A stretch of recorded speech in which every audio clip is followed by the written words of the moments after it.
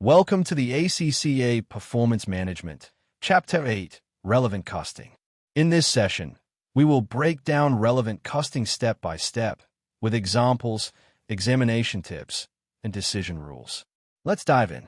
Learning objectives. By the end of this lecture, you will be able to explain what relevant costing is, distinguish relevant costs from irrelevant costs, apply the idea of opportunity cost, calculate relevant costs for materials, labor, overheads, and assets, apply relevant costing to one-off contracts, make-or-buy decisions, shutdowns, and further processing, spot examination traps, and apply clear decision rules. Introduction. Relevant costing focuses on the costs and revenues that change because of a decision. The rule is simple. Relevant costs are future costs, incremental costs, and cash flows. We ignore sunk costs, committed costs, and any non-cash charges such as depreciation. Always focus only on what will actually change with the decision. Relevant versus irrelevant costs. Relevant costs are future costs, incremental costs, and actual cash flows. Irrelevant costs include sunk costs, which are already incurred, committed costs, which are unavoidable, non-cash items such as depreciation, and absorbed overheads. Here is your first examination tip. If the cost does not change, it does not count. Opportunity costs. Sunk costs are in the past and are irrelevant. Opportunity costs, however, are always relevant. They represent the value of the next best alternative foregone. For example, using labor on Project A means losing contribution from Project B. Or, using a machine on one job means giving up its rental income elsewhere. Always include opportunity cost in your calculation. Relevant cost of materials. Materials are a classic examination topic.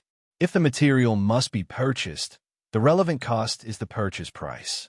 If material is in stock but will be replaced, the relevant cost is the replacement price.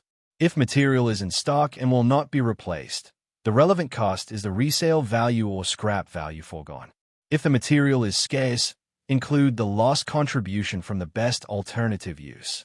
Example, 500 kilograms in stock. Replacement cost is $10 per kilogram. Resale value is $7 per kilogram. The relevant cost is $10 multiplied by 500, equal to $5,000. The replacement cost dominates. Relevant cost of labor. For labor, if workers are idle, there may be no cost unless additional payments are required. If there is spare capacity, only the variable cost is relevant. If workers are fully employed, add the lost contribution from displaced work. If overtime or temporary staff are required, include those incremental costs. Examination tip. Always state whether labor is idle, at full capacity, or on overtime. Relevant costs of overheads.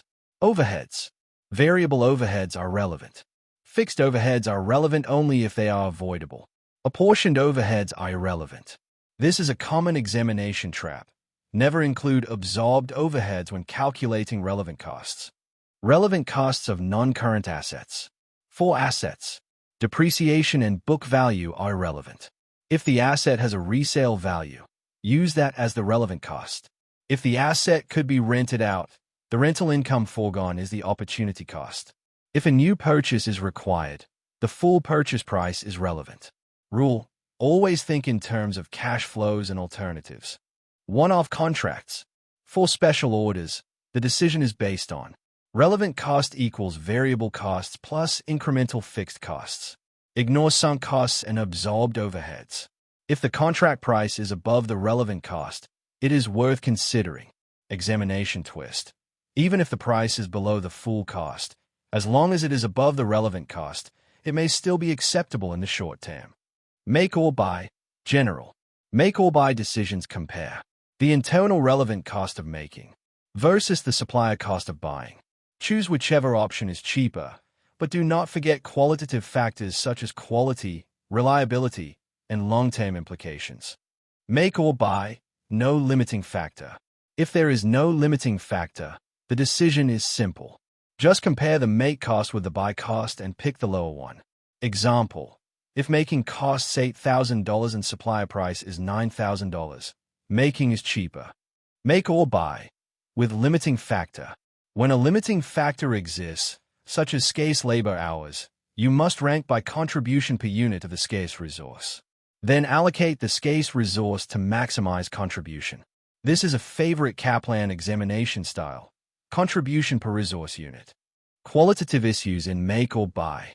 Do not forget the softer side. Quality control. Supplier reliability. Strategic dependence. Flexibility. And the long-term impact on skills and costs. These points often appear as discussion marks in examinations. Outsourcing, pros and cons. Outsourcing decisions are linked to make or buy. Pros include access to specialist skills, lower costs, and more focus on core business. Cons include dependency on the supplier, less control over quality, and hidden or contractual costs. Always weigh both the financial and the strategic implications. Shutdown decisions. Shutdown decisions compare contribution lost versus avoidable costs saved. Rule: shut down if avoidable costs saved are greater than contribution lost. Example: contribution is $10,000, savings are $12,000, therefore, shut down. Remember, apportioned fixed costs that cannot be avoided are irrelevant. Further processing of joint products. In joint products, costs up to the split-off point are sunk. The decision to process further depends only on incremental revenue versus incremental cost. If incremental revenue is greater than incremental cost, process further. If not, sell it split off. Never apportion joint costs into this decision. Examination tips and pitfalls. Key tips. Never include sunk costs. Always check for hidden opportunity costs. Use tabular formats for clarity. Clearly state your assumptions.